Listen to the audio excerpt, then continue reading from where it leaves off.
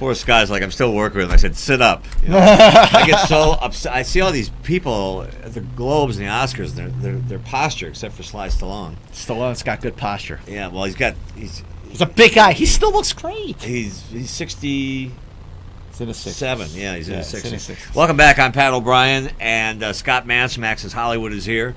Scott and I have known each other a couple Almost of decades. 20 years, yeah. Almost 20 years. Scott worked his way up through Access Hollywood, and now he's a film critic and maybe, arguably, the best film critic in the country. Ah, my man. He's the go-to guy. And we do share one great thing. One is Rob Silverstein, yes, who we both love. And two is that we're huge Beatles fans of the Beatles. Huge Beatles fans. And, we love the Beatles. We're like two little girls when we Yes. get together. We talk about, did you hear this? And if I'd only known you back when the Beatles were well, I in the top remember 10. great story back in 2002, right over here at the ArcLight in Hollywood, when they were screening Paul's concert movie back in the U.S. I get there, and there was this like little private party upstairs that was closed off. So I get in, and you're over talking to Paul McCartney. You go, come here. So I walk over, and I'm like, oh my God. And you're like, Paul, I want you to meet Scott Mantz. And he goes, hello, Scott. And he's such a great. By the way, my life. I'll be back. What's it called? I'll be back right after this. It's been out a year. The paperback is out now, and I just gave this copy to Scott. But it's everything that I've done and do. It's in paperback. That's for you. Thank you, there's a my lot friend. of Beatles stuff in there. Now we have breaking news because the Breaking DGA, news. the Directors Guild Awards, The Directors have Guild. just now been announced, and Scott has the The exclusive. Directors Guild is a great bellwether for who's going to get nominated and maybe even win Best Director at the Oscars. And just today, just now, the nominees for the DGAs are 2 minutes. Alejandro Inarritu for The Revenant, Tom McCarthy for Spotlight, Adam McKay for The Big Short, which is a good surprise because that's a very good film. I thought he was going to get overlooked. George Miller for Mad Max Fury Road. Wow, this movie is really on a roll. And Ridley Scott, the man, for The Martian. Now, I think just because Ridley Scott has never won an Academy Award you're gonna go that for road again? Best Director, Yeah. now He would deserve it. he was nominated for Gladiator. Gladiator won Best Picture, but Ridley Scott lost Best Director to Steven Soderbergh for Traffic. So The Martian is not one of his best films. I mean, I would say his best movies are Alien and Blade Runner, which is my favorite movie Absolutely. of all time. Thelma and Louise, Gladiator, American Gangster. But I feel like The Martian is good enough so that Ridley Scott will finally get a long overdue Academy Award. And Alejandro Gonzalez Inarritu, who just won the Oscar last year for Birdman.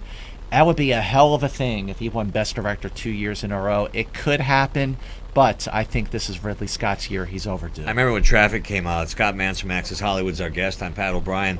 When Traffic came out, John Leguizamo was on the red carpet, and they all used to come over to me. Remember that? And he walked up, and I said, "John, you were great in Traffic." He said, "Pat, I wasn't in Traffic."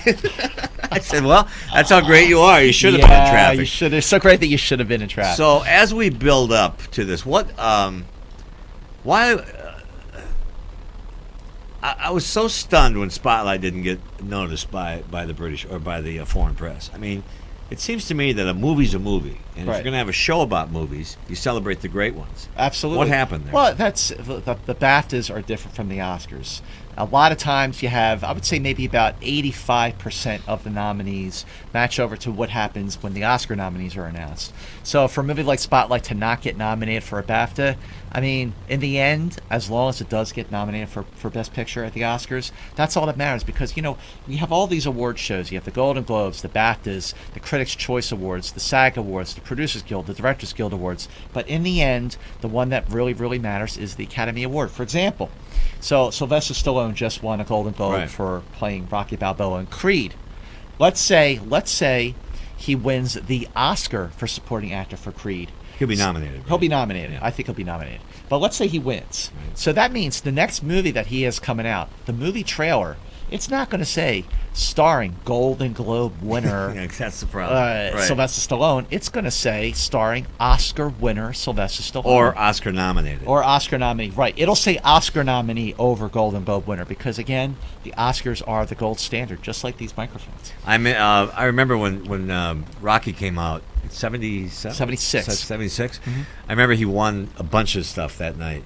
And like the second or third time he came up, and you hear ba ba ba ba da ba ba da ba ba da. God, how many times have I heard that song doing sports? But anyway, Feeling strong he walked now. up and he said, "Catchy little tune," isn't it? I see Sly all the time. He's one of the great guys. Tell me about what you're doing. You have Access Hollywood, and you also have Well, what I do is, I review movies for Access Hollywood and Access Hollywood Live, so I get to go on Friday mornings and do reviews. I only have like a minute or so, and then they yank me off. But then I'm on the weekend show. You can also catch my reviews in taxi cabs and supermarkets and the gas pumps. I'm doing my reviews on those things. But I also host and produce a show called Profiles with my friend Alicia Malone, and it's on the Popcorn Talk Network. Every 2 weeks, we profile the greatest filmmakers of all time, and today we're profiling Robert Altman. So make sure you head over to our Facebook page, which is Profiles with Malone and Mance. Like our Facebook page, and you'll see everything that we're doing on Profiles. We've had great guests. We've been doing for a year and a half. Profiles with Malone and Mance. Check out our Facebook page. And we'll put it on ours too, so people can remember it because they're probably not writing it down. But Robert Altman, when you think about, I think we've had enough of this guy. Move him out. When you think about Robert Altman, the movies he's done and the way he did them. Sure. Yeah, I mean- no one did movies like Robert Altman. He was in a class all by himself to the point where, like, the term Altman-esque is often used to describe movies where you have multi-characters, overlapping dialogue, interweaving stories. Robert Altman influenced so many other films with movies like He was a Nashville. pioneer in all that. He was a pioneer. He was a maverick. You have films like MASH and Nashville and Shortcuts. And you have later movies like let's say Magnolia, directed by Paul Thomas Anderson. Crash, directed by Paul Haggis. Love Actually, directed by Richard Curtis. I was going to say Love Actually because the week that came out, I ran into Liam Neeson at the Four Seasons, and I walked out. He goes, "Hi, Pat." I said, "Liam," I said, "Man, that was a great movie." Yeah. That's now my new favorite Christmas movie. It's like the ultimate Christmas movie, isn't it? And he said to me, "Yeah." He said, "I thought I was a star of that movie till I saw it because it's so it's that It's an ensemble. It's an ensemble. It's a true ensemble. But none of these movies, the style would not have even existed without Robert Altman. Yeah. I wonder if this guy's mom is proud of him today, just standing there dancing. Standing there dancing. Everyone wants 5 minutes of fame. You know? And, I hate that. But we're welcome to have him on. It's a free country, I guess. Will The Revenant win again in the Oscars? Listen, it has a chance after it showed up so well. And here's the other thing: the timing for The Revenant is just right. It just opened last weekend. It made $38 million in its first week of wide release. Now it was supposed to make $20 million. The projections were $20 million. It doubled those projections. So that is huge. Leonardo DiCaprio, I could tell you for sure, whether or not The Revenant gets Best Picture, Best Director at the Oscars, I could tell you this much: Leonardo DiCaprio will win the Academy Award I'm glad. for Best Actor. He's overdue. He's been nominated 4 other times in the acting categories. He was so great in The Wolf of Wall Street. That's an awesome film. And he was in every scene of that movie, 3-hour plus movie. I've told Leo a number of times I would cut off my foot. I really would to have his hair. Oh, he's got a great head of hair. He's got a great head of hair. And by the way, Leo. He's one of the nicest guys in Hollywood. Super nice guy. And he cares about people, and he'll do every interview to the last minute. Well, he's a gentleman. Yeah, he's a gentleman. He's a true gentleman. And I was very happy for him. What surprise would we see? I guess coming off the Globes, Spotlight would be the surprise. Well, no, I don't think Spotlight would be a surprise.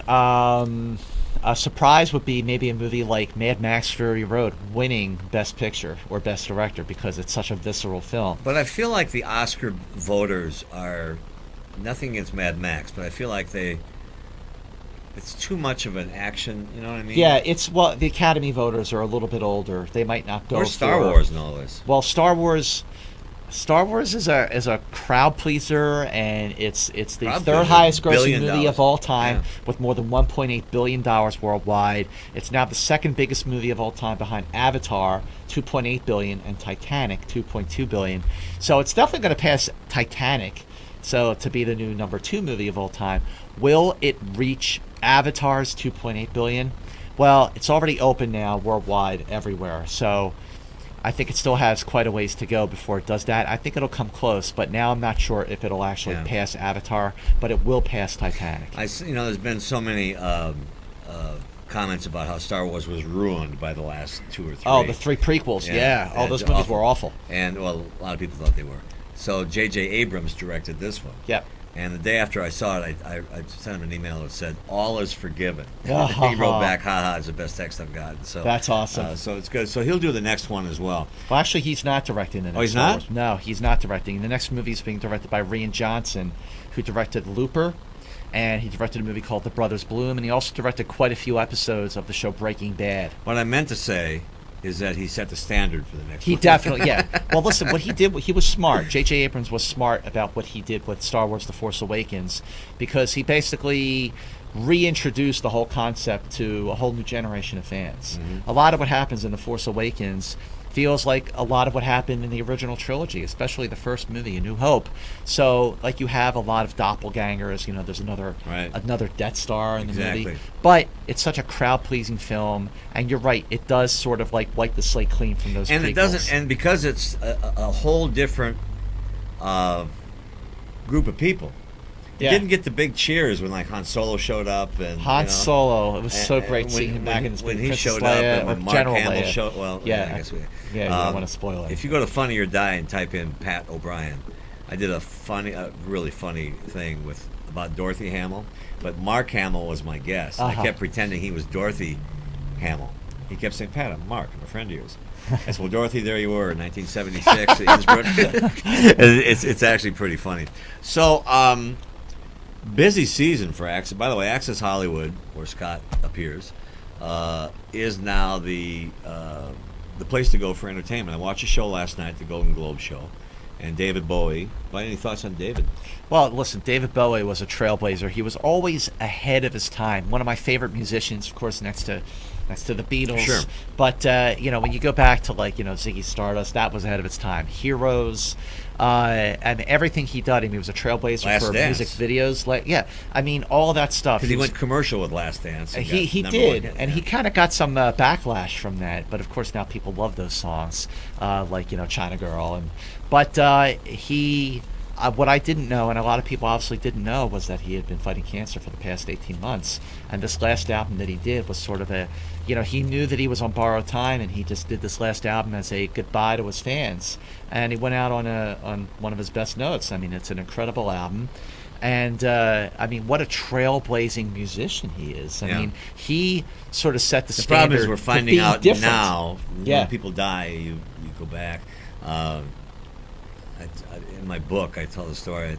I went to Lisa Marie Presley's concert, and I'm backstage, and I'm talking to Priscilla and Lisa Marie, and Heidi Klum, a great model, who was discovered by Axel. She's hot.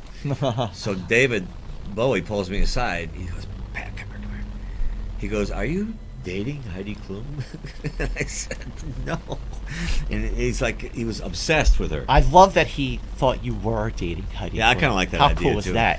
But he was, I didn't know him well, but I knew him. He was a wonderful guy. And you're right. Talk about a guy who took it all. Forget about Madonna and people who reinvent themselves. That guy reinvented himself every time he showed up. Every time. Yes, he did all, every album he did, he reinvented himself. Madonna did that in the 80s and the 90s, but Bowie did that in the 70s. Madonna is still doing it. Yeah, she is. By the way, the Human Calculator, Scott Flansburgh will be on in a few minutes.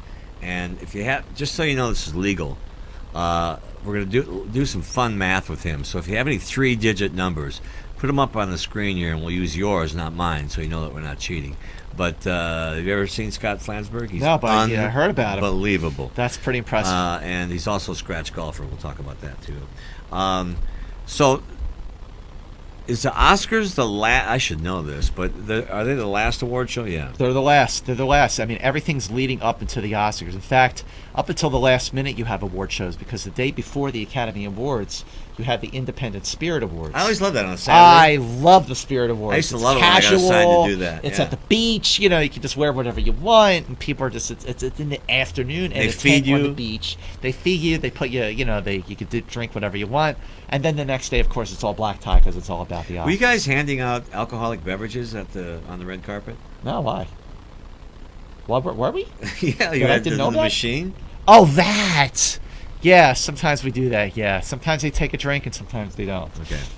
It's Yeah, fun though. It's Amy, fun, especially no, when they it's- take a I drink. have no problem with it as long as they can do it. Amy Schumer seemed to be pretty interested in that. She's Amy Schumer's. What a year! I mean, her show, her movie Trainwreck. I mean, she's everywhere.